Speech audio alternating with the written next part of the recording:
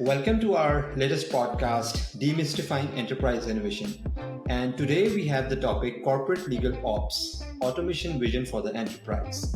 And today I have two very special guests with me. I'm very excited to welcome our guests for today's podcast, Jim Tate and Andy Baldocchi from Legal Automation Group. Andy is the co-founder and managing partner at Legal Automation Group. Jim Tate is a co-founder and CEO of MyLegal. And MyLegal is a startup in the legal automation space. So let's start by asking our guests about their startup and where do they come from and what's the story behind MyLegal. So Andy, maybe you could begin and tell me about MyLegal and how it came to be. Absolutely. Well, thank you for having us, Agile. Our story starts about four and a half years ago. Jim and I actually were hired by a European company to build an enterprise sales team for their company. And they wanted us to go out and sell an ELM software solution, or an enterprise legal management software solution, as we call it, to law firms and corporate legal departments. It wasn't soon thereafter where the company decided to exit the U.S. market, and Jim and I were kind of left hanging. At that point, we decided that maybe we can leverage the existing opportunity funnel that we built, start our own company, and resell this software that we've been going after and pushing out to the marketplace for about a year. So we did do that, and unfortunately, about that time, which was kind of in the early 2019 or so, the pandemic hit, and that really served as an opportunity for us to pivot and to reinvent ourselves. So, at this point in time, we had 3 or 4 customers, and we had hundreds of conversations with legal ops leaders throughout the industry. And the one thing that kept coming up during those conversations is that, they had the same problems. They were expressing a need for things like process automation or, improved collaboration or a more integrated technology stack. And so that really became the jumping off point for the idea that became MyLegal. Interestingly, during these conversations, there was a common set of problems that they were consistently sharing with us. Things like their legal staff was being overwhelmed increasingly by manual tasks. They were still using email and spreadsheets to do most of their work. In the instances where they were deploying technology to automate certain activities, like an ELM solution, those activities were part of a larger global workflow stream. This caused really kind of a proliferation of manual work activities surrounding those technology implementations. So, end-to-end workflow just wasn't possible. And so that was a pain point for them. And then, of course, they consistently complained about a lack of timely support from IT. And then finally, I think one of the other big challenges that they faced with is that data just wasn't available to develop actionable KPIs with which to manage the business. And so with each conversation that we had with these legal ops leaders, clarity was brought forth, and that we realized a solution was needed which could address kind of all these problem areas that I talked about. I think it was at that point in time our resident expert in automation, Jim, stepped in and brought forth his longstanding relationship with AgilePoint to fully develop the idea that is now MyLegal. And I think Jim could probably elaborate a little bit more on the relationship that he had with AgilePoint and how this evolved into the MyLegal product.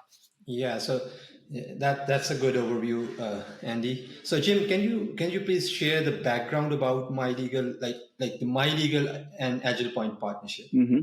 Yeah. So Andy mentioned I have a long-standing relationship with AgilePoint. I actually worked for AgilePoint for a period of time. I've been in partnership in a number of capacities over the years. I mean, this dates back to 2006. So, it's a long storied relationship. And so, during that time, I actually had the opportunity to research all of the other competing solutions there, and in some cases, in these partner scenarios, we actually offered more than one automation platform.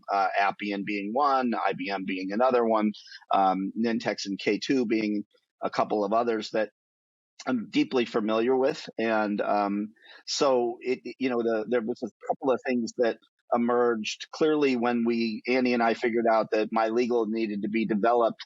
The go-to was to AgilePoint, and knowing its capabilities and the familiarity, but mostly just the depth of the product that they have. Maybe under-marketed in some ways, but what they've done extremely well over the years is build all the necessary features to be extremely flexible and competitive with the most cost-effective products that are out in the market. So we chose that direction. And then the other thing about AgilePoint is their willingness to participate in this endeavor for the legal community. It has to be structured in a way that the legal industry in legal operations groups within a corporation, they can make it affordable and they can make it flexible and the sort of this growth path that they need to go through versus we need an enterprise-wide platform that we need to apply here. So that being able to structure the arrangement in the way that we go to market in a collaborative fashion, it was important to us, and we knew we could get that when we went there. Yeah, that's a good overview. Before, I kind of jump off to another, the strategic aspects or the strategic changes taking place in the corporate legal departments. Jim, can you as a layman, can you tell me, don't people prefer out of the box solutions these days? Since the rapid adoption of cloud, they want something out of the box, but the route that other sort of BPM solutions and as well with MyLegal, isn't it a customizable? Don't they have to customize the solution according to their needs? So why don't they look for a out of the box solution? Yeah, so maybe going back to what Andy mentioned before is that there is this niche in the market, this corporate legal department market, and law firms fall into the category to an extent too, and we do serve that market. Primarily, the focus is on corporate legal. What Andy mentioned before is kind of the tipping point. The idea here is that they've been traditionally underserved by IT. They have been, trying to get large solutions that do certain aspects of the departmental function deployed, and it's been cumbersome, long and lengthy and costly to put in an enterprise legal management system. That's what they basically manage their matters in, and the spend management aspect of this, or maybe they've done a contract lifecycle management project or something like in the IP realm. Well, they've stood up a bunch of silos when in fact they could actually get some resources from IT allocated to them. But these things have been long and coming in large projects, and they really hadn't gotten to the core of trying to really help themselves from an operational perspective. And then the second thing, how do we tie all of those different products together? So, if we can stitch them together in a way that's more end to end, to Andy's point, and that there's data coming from one, or we're connecting through an integration to another, and it's helping support the process. What you're able to do is tie everything together and get a much better unified, tech stack.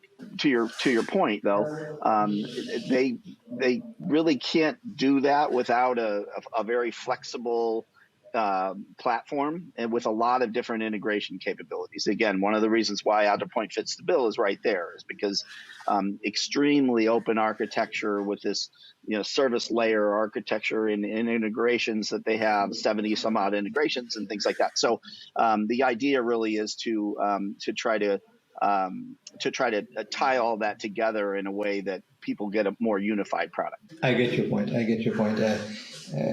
I see the value there. So can we take a step back and maybe Andy, if you could tell me what's the strategic shift that's taking place in the corporate legal departments? Yeah, there's definitely a shift going on. I think, in the past, like Jim said, corporate legal departments have really been beholden to IT.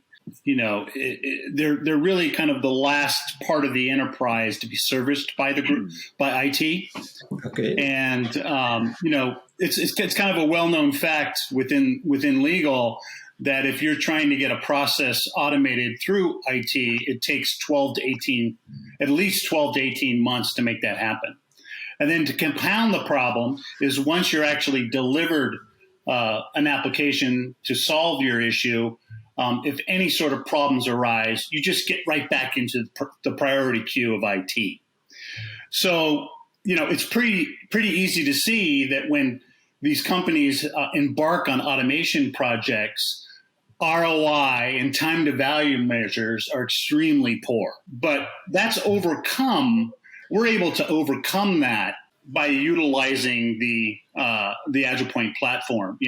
There's a shift going on as corporate legal departments are looking to take ownership and control of their business outcomes. AgilePoint citizen development capabilities really allow our clients to compose and build much needed workflows that they need, and they don't have to rely on IT to make that happen. And the speed at which they can accomplish this really allows them to quickly scale their automation efforts, which ultimately improves their efficiency and their productivity. And so it's unquestionable that the AgilePoint layer really enables kind of a set of capabilities that play a direct role in MyLegal's best-in-class ROI and time to value measures. And that's what's important for corporate legal departments, especially as they try to get funding on these projects, which they're trying to leverage to ultimately improve their legal operations. Yeah, that's great. So how do you? So if I don't know MyLegal, and I'm from the CLO, Corporate Legal Office. So what's MyLegal's approach to solving my problem? I think what's interesting is people, automation means something different to every person you talk to. And so when we first go in and approach these people within legal operations, they might have a certain understanding. And, often automation isn't tangible enough. So what we like to do is break it down. We kind of focus on critical use cases that they're looking to automate. And then by doing that, we can kind of walk them through just how quickly they are able to do and to implement an application that might solve that particular issue. And when they see that, it really engages them. It kind of starts to immerse their organization in this, in the idea of automation. And once involved as part of that process, you start to build champions throughout the organization. I think that kind of approach is really what gets buy-in and starts to create this momentum within the legal department to really scale their automation efforts. And so that we think we've been effective doing it that way. So, Jim, you got any comments you might want to add there? Please. Yeah, I mean, I think that you summed it up pretty well. I think there is this there is a transformation going on here, and that they want to be more autonomous. They want to be able to they want to drive more innovation, and they want to be able to show up in the boardroom with some meaningful analytics data and what's kind of to state what their value is. It's about really the corporate legal department becoming a valued resource instead of a cost center kind of. Those are the kind of ways we would summarize it. That's good. Autonomy is a pretty pervasive theme I see across sort of functions and industries. So one sort of catchline of MyLegal that really caught my attention, and that's to both of you, was legal front door. That kind of really summarized it for me. Okay, there's a front door. MyLegal serves as a front door, and the front door may enter. You can enter through that front door, and you'll have a host of sort of services and menu items to pick from. So Am I understanding it correctly? Yeah, so that's the idea that a common problem, going back to what Annie was saying before, is that they have all these disparate systems that they've been standing up over the last several years. But how do you seamlessly get to those, and how do you have those interact with one another? To my point before, but more so. If you can provide a whole lot of self-service kind of capabilities in a centralized point, that's the idea behind MyLegal. It's supported by AgilePoint, but the concept is not really an AgilePoint concept.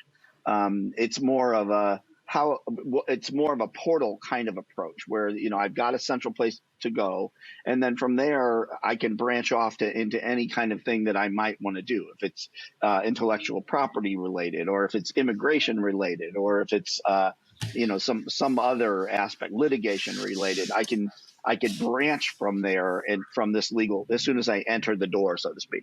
But Jim, self-service sort of.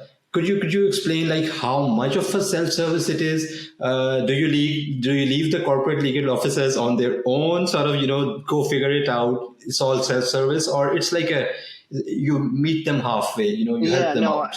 I don't mean it from the development side or even the kind of the introduction of this. This is a standard place where if you can give a single URL, and within that URL they have the ability to make requests of the legal department.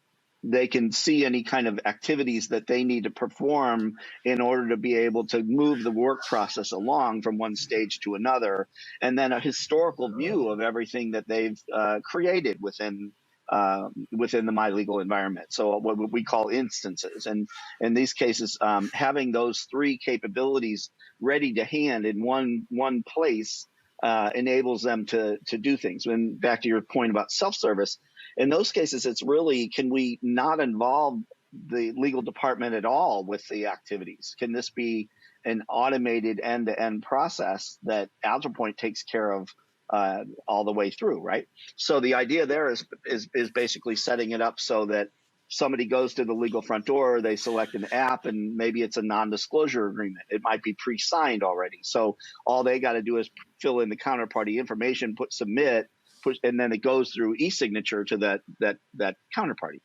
Documents are all generated as a part of the work process, all behind the scenes. Nobody's seen anything. There's no review. There's no action steps. So in that case, it's purely self-service.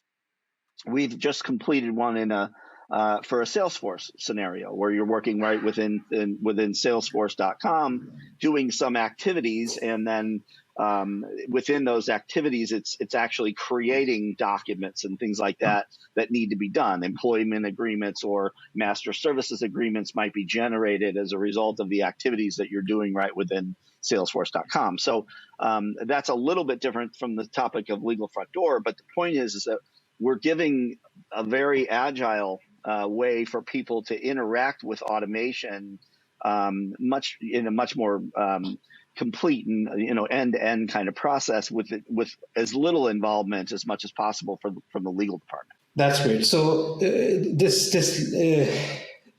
makes me clear, and I want to deep dive into another topic that I've been hearing a lot, not only from you but others as well, including people from AgilePoint and PMI and others. So how do you differentiate workflow versus the enterprise low-code, no-code? I was saying that I understand that low-code, no-code is a thing in fashion, and we have a whole lot of MLS firm covering that niche, and we have a whole lot of startups coming in that niche, low-code and no-code.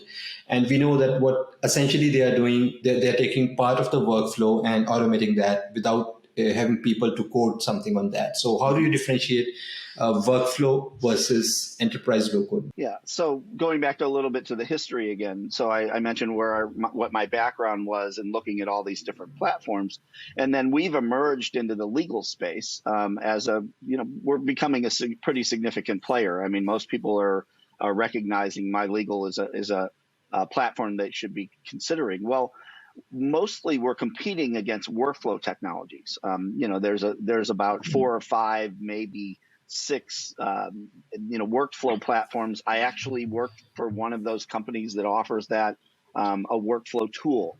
But there's a very large distinction between a workflow tool and then what's called enterprise grade low code, no code. And what that means is difficult to describe for somebody in a very short period of time.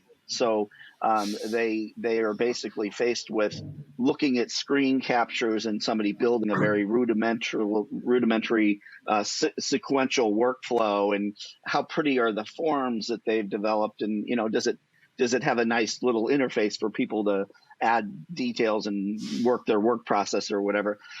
So that's sort of been the selection criteria until we've emerged, and we actually have kind of turned it on end, where we're forcing our customers and potential customers to do a much more rigorous assessment of the platform architecture, not only from a citizen developer standpoint, because if you think about citizen developer, it can be very simple things can be done by all different types of tools, right?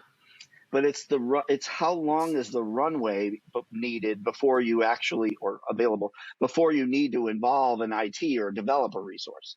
So, you structure something in Power Apps and you can cobble something together very quickly, right? But then all of a sudden you hit a brick wall. And then the brick wall is, oh, okay, I see, because it's a multi-loop parallel process with, some other type of automated system engagement at this point in time. And it's like, I can't do that. It's just, now I need to call IT, and now we're back on the phone with them, and they're saying, well, I can get to that in 6 or 7 months from now. But, so really, how does your automation initiative go forward? So that's what we combat constantly. Our approach is to understand this legal front door concept that we just talked about a minute ago, and then we get into the citizen developer capability, which is extremely good inside of AgilePoint. Gives you a far longer runway before you need to involve IT, and maybe never. But most of our applications that we're deploying, and we have about 25 that we built as part of MyLegal currently, and that grows every day.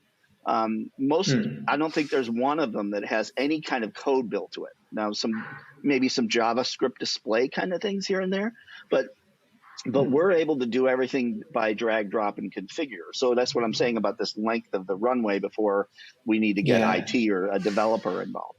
So we're challenging customers to go deeper and say, listen, you need to think about application governance. You have to think about how that could potentially put your company at risk. If in fact somebody stands up some workflow tool somewhere, it may actually expose the company to some personal information that's being sent out that shouldn't be. So now all of a sudden your SOC 2 compliance is no longer, your certification is no longer good. You have all sorts of different scenarios that come along with that. Is how do we govern all of the apps that are being built in a meaningful and structured manner? It's not centralized. These are all stood up as various little tiny silos when you do these workflow tools. So that's one thing. And then the next area we challenge them to look is we ask them to look at the runtime management capabilities, because workflow tools, their architecture isn't built the same way that AgilePoint is. AgilePoint has a very, very sophisticated runtime management set of capabilities for doing things that people don't even think about doing when they're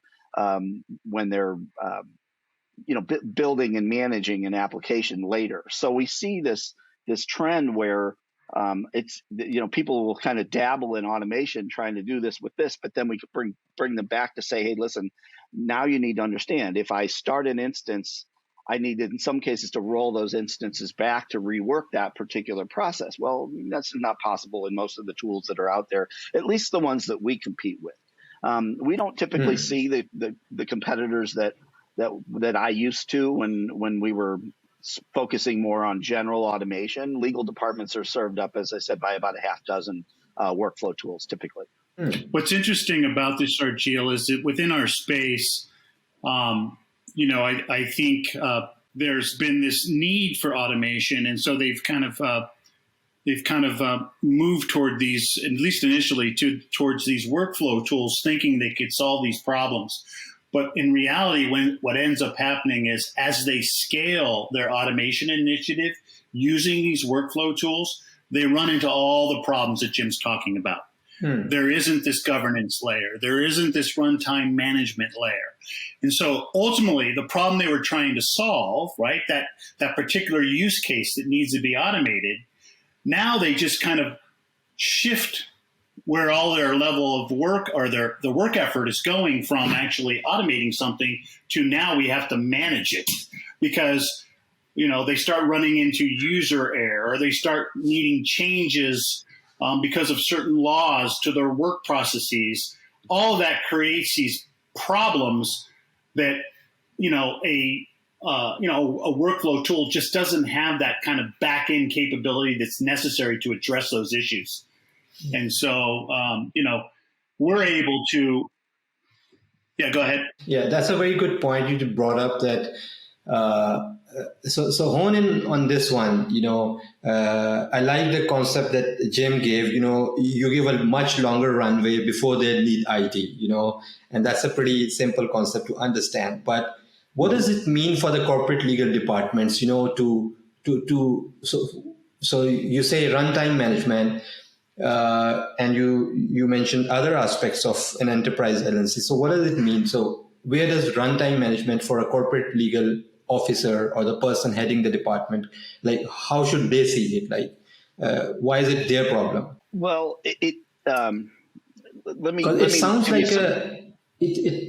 like a technical aspect of running the app. So please. Yeah, let me give you a use case.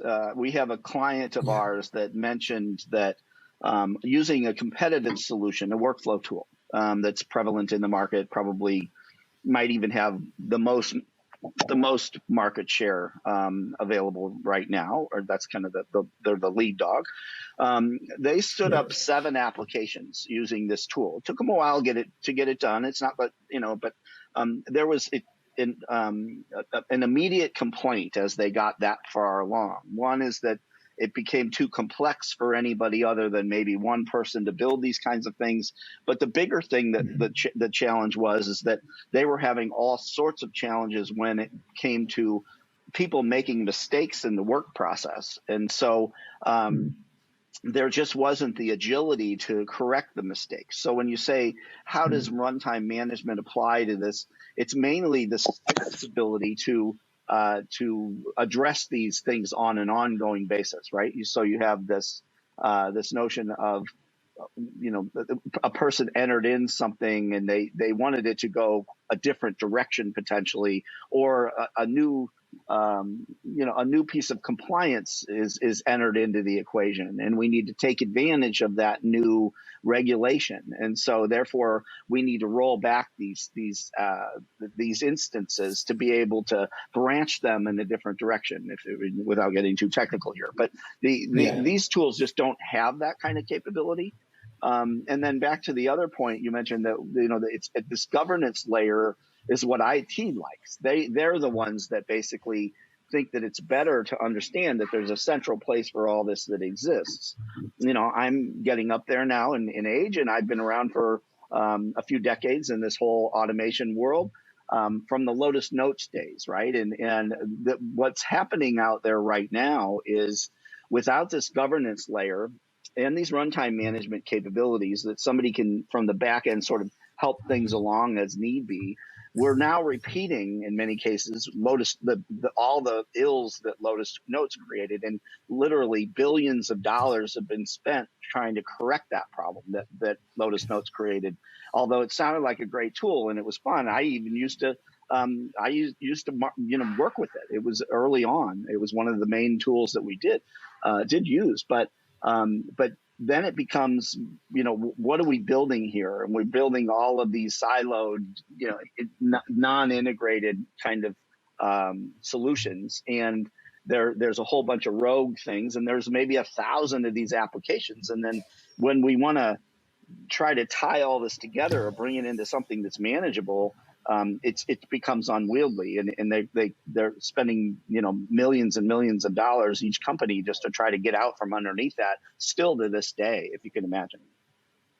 Without the capabilities that AgilePoint brings to bear, it becomes what we've heard from our customers that have gone through this, and in the case that Jim mentions, it becomes inefficiency and a lack of productivity as a result of their automation efforts, where it should be the inverse of that. Yeah. There should be efficiency gain and productivity improvements because of their automation efforts. Yeah.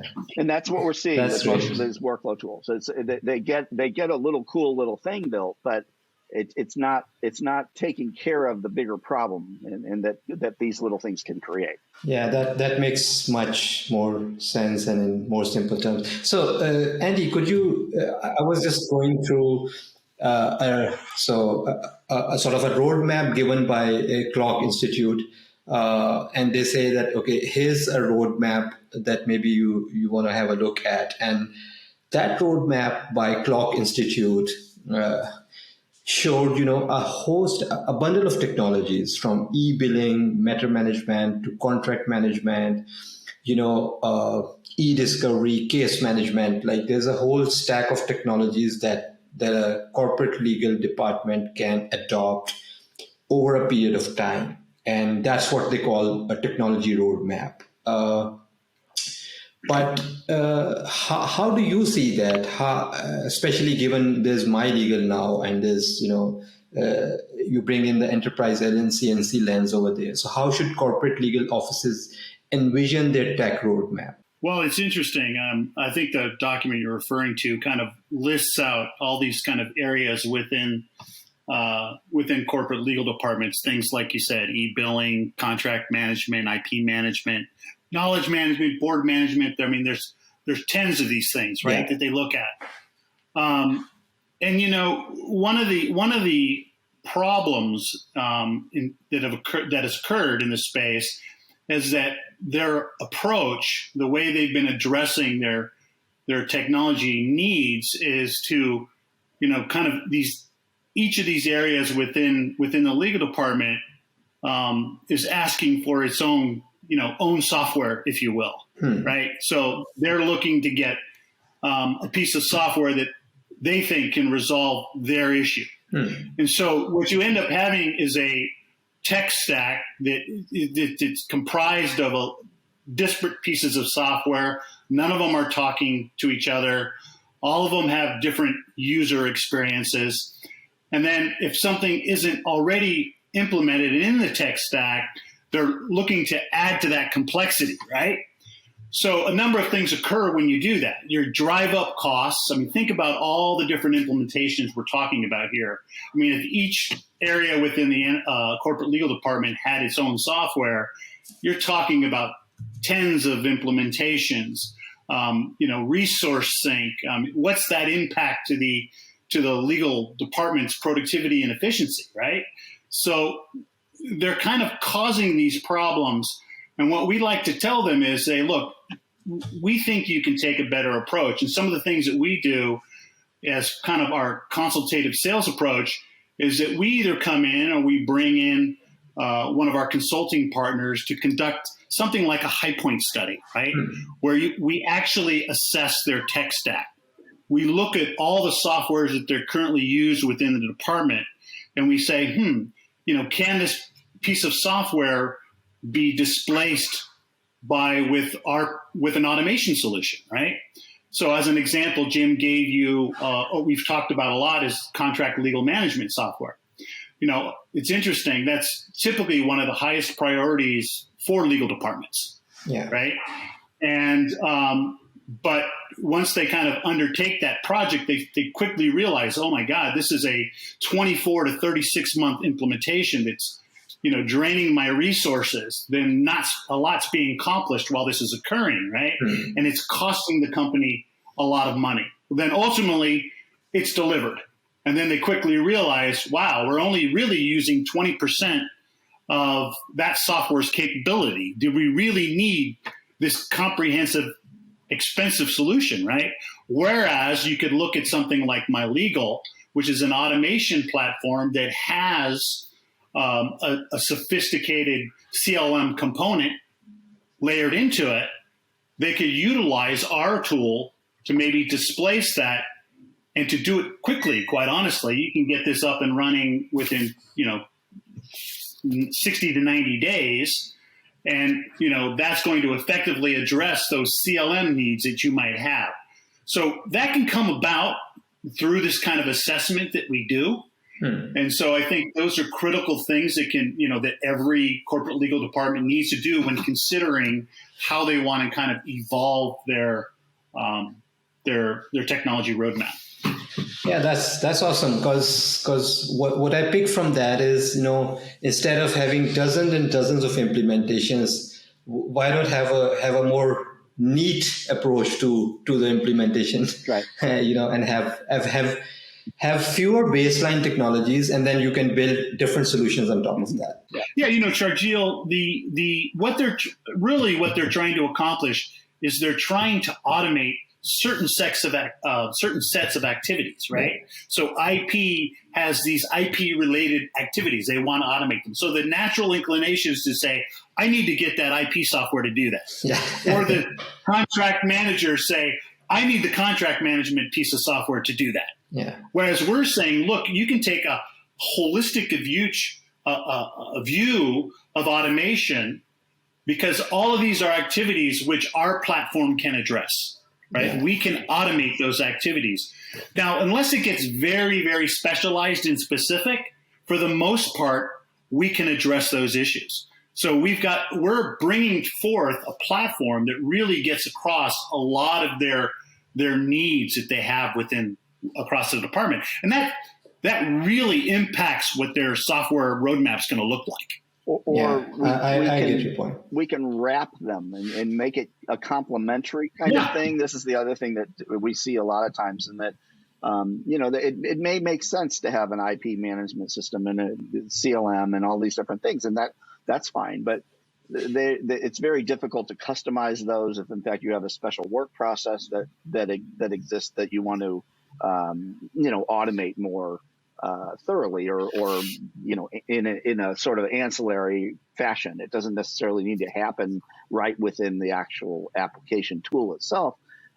It can be sent out externally. All the work processes can happen over here and then brought back in to kind of complete the overall step that might be managed within that other application. So we call that a system wrapper, and it's a very common request for our clients. Yep, that's great. System wrapper. That sounds cool. Yeah. And this takes me to my next, sort of item so I know you are going to the CLOC event as well, and I understand that you get to see a lot of sort of integrated and hyper integrated sort of, concepts given by publishers, analysts, and one of which was, CLOC Core 12, and CLOC Core 12, what it tells you is 12 functional areas in LegalOps. Mm-hmm. And when I was looking at it, and it was a pretty comprehensive, 12 sort of, core functions within the LegalOps, and BI, financial management, firm and vendor management, and whatnot, like, service delivery models and practice operations. Right. And that's a pretty, plate full of, capabilities. Mm-hmm. Where does MyLegal help the most? Yeah. So first of all, that framework is extremely valuable for the audience that it targets. These are corporate legal operations people. They're not necessarily the attorneys per se, although they can be, but in some cases they're not, or most cases. So what they're trying to do is they're trying to build the context of what should we focus on. And if we can break it down to something like that, then we can start to better organize and put together a roadmap for each one of those elements that make up the 12. So how that applies to us is that we're the shortest path for automating wherever applicable within that 12. So if you can think about to Andy's point around the HighPoint study, right? If you complement the HighPoint study with the CLOC 12, you quickly get through a process of saying, where are our pain points and what's a low hanging fruit? What can we implement very quickly? What will have the biggest impact on the organization? How can then that drive automation, the traction for automation, and the appetite for automation and whatnot. So trying to answer your question again, is that each one of those elements, or for the most part, most of those elements, there could be an automation initiative associated with that, or derived from somebody, defining what they want to try to accomplish in the near term within those 12 areas there. No one tool really, from a market perspective, is capable of solving that. You do still have all these silos, but if you look at it more from a pain point study, kind of this addressing where the critical need is, you're going to get a lot further along much more quickly if, in fact, you have the MyLegal platform. Yeah. That's great. So another item was, I was going through the state of the industry report by CLOC, and I was surprised to sort of read and go through that they list 5 priorities identified by LegalOps executives, and the first one of which was implementing a diversity and inclusion program. Right. And we have others as well, like automate legal processes, implement new technology, But what do you see, the most?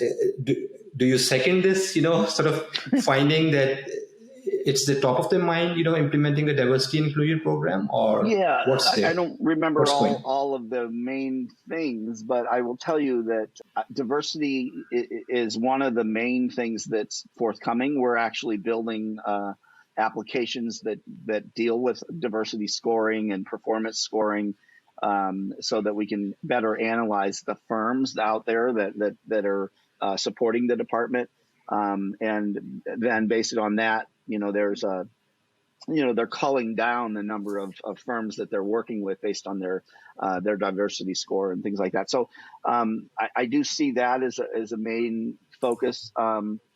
I think there is a shift. A lot of people have been going through this contract lifecycle management and enterprise legal management, engagements, or these projects. Most of those are pretty well, done, or for the most part. The idea really is that the shift is more or less now towards, let's look at the value that the legal department is actually providing for the organization, and in innovation and in just how well it can be automated and how they can be perceived across the organization. Those are the bigger things that we're hearing now. Okay, that's great. So this brings me to another piece of information. I know you guys are sort of attending the CLOC event, so I'll hone into CLOC's findings, because I found them a bit relevant. But there was somewhat an anomaly that, like, maybe it appeared an anomaly to me. So maybe you can educate me on that, and let me build the context here. And the context is that, the CLOC survey lays out 5 strategic priorities that corporate legal executives are saying that they're going to focus on. We discussed them a minute ago. Automating legal processes, implementing a diversity inclusion program, and so forth. So they have their strategic priorities. But then they also, within the survey, they also tell, what technologies we are currently using. And mostly they are using, a predominant majority is using e-sign, and matter management software. So what I read, and there was another Deloitte survey as well that says, 70% of the survey respondents to that Deloitte survey said that establishing better processes would help, solve current technology challenges. So I see a mismatch between the priorities. These are the priorities, but the technologies they are using are maybe more restrictive in nature, just the e-sign thing.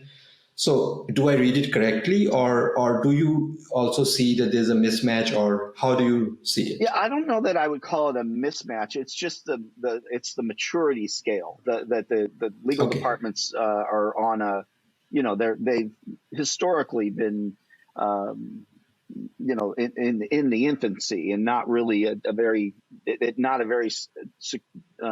mature kind of approach with all different practices. And so as they're, heading up the maturity curve, they're tackling these various things. DocuSign or eSign, let's say, became very prevalent because all of a sudden, they had to get over the notion of these are documents that are no longer physical and wet signed and like they've been used to for years. And cultural issues come up all the time. It's just how much can we take care of that in a way that's new and inventive and this kind of thing. It's just you got to get people over the hump. And so I'm trying to get to your point, or your question, but the point is that I think that as I mentioned, the ELM matter management thing has been done pretty much now. I mean, that's most everybody has, no matter what size organization, has kind of conquered that, so to speak. They're more comfortable with how they're managing spend and keeping all of this in a single source of truth. And so that story is kind of played out. Now that they're at the next level of maturity. So the idea now is to take the second thing that you mentioned, and that is, as I said as well, automation is now becoming more of the focus about how can we have all this stuff, how can we tie it together? And we can then just try to make ourselves even more mature through these different standard practices being automated and refined all the way through that process. Yeah, that's great. So one thing that's playing out pretty sort of in a big bang manner, what I would say, and that is AI and ML. Especially with the advent of ChatGPT and other language models. Yeah. So do you see AI and ML are going to really upend the traditional players in the legal tech market, or how do you see the AI ML thing playing out? Yeah, it's one of those things where it's gained so much traction so quickly. I think there's something here. Exactly how it plays out and where we'll see it emerge. I'm not exactly certain. I can tell you that we already do have requests, and we're building in through this legal front door, coming all the way full circle. Right, as people just want to say, type in something and it will magically start some process, right? And literally, we can do that with the platform, but we have to have this, natural language component that says it understands what the intake is. So I see some of that. There's clearly a lot that's happening in the document management where AI is starting to become prevalent. Has been for the last couple of years. And now ChatGPT, that's going to be another thing that we'll just see how it emerges. Obviously, we're watching this closely, and wherever our clients are starting to understand where it might be applied, we can support that. We are also operating on other Microsoft technologies and in the Azure environments that basically will help us support that. So we're sort of aligned in that whole thing as that does also mature and we see more use cases for it. So I know that MyLegal is showcasing at the CLOC 2023 event, and for the audience, CLOC 2023 is a premier sort of event for the legal ops industry. CLOC stands for Corporate Legal Operations Consortium. So what makes you excited about showcasing at the CLOC event this year? Oh, I think for us there's no doubt kind of a perfect storm of opportunity, if you will. Legal departments have a tremendous need for automation as they're being asked to do more with less. I mean, let's face it, the economic uncertainty today, is probably going to last for a while. As a result of that, the C-suite are issuing mandates, and most of those are around, process improvement, efficiency gain, productivity gain, cost reduction. And, for us, we have a solution that addresses just that.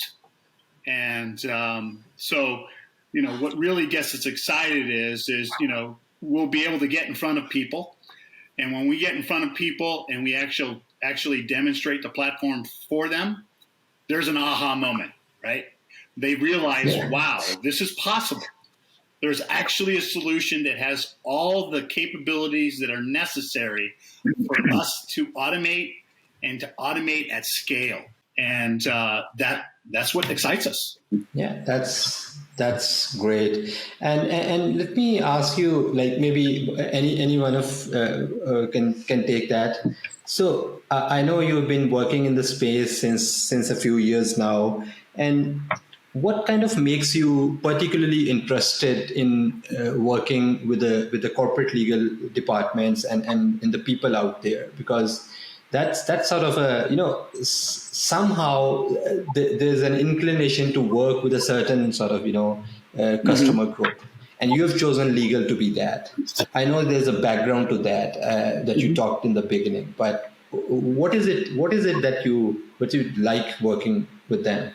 Yeah. So, going back a little to the history, some people think I'm crazy. I've been in this for almost 3 decades, right? And so there's a lot of beating your head against the wall to try to have people understand what BPM is and how it can help you.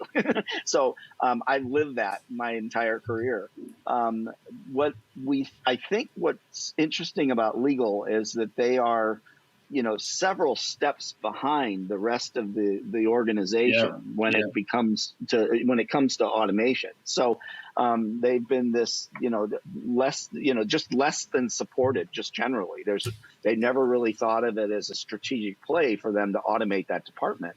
And now, that's shifting, but there's a huge opportunity in that. And whether this is corporate legal departments or firms are on a less of an uptake and just not generally, even though they may have IT staffs and things like that, they're just not wanting to absorb this kind of thing for efficiency gain and whatnot. But when you look at a corporate legal department, IT has been, really the roadblock from them basically becoming more like every other department in the organization. So given the tools that we offer and ability to potentially stand up 25 applications that deal with the circumstances that they have that they're working on every day, you can just see how impactful that is. And so that's what we're excited about. We wake up every day just delighted with how we're helping our customers and being able to provide that level of support and just helping them really solve their challenges very quickly. It's what keeps me going. I mean, that's what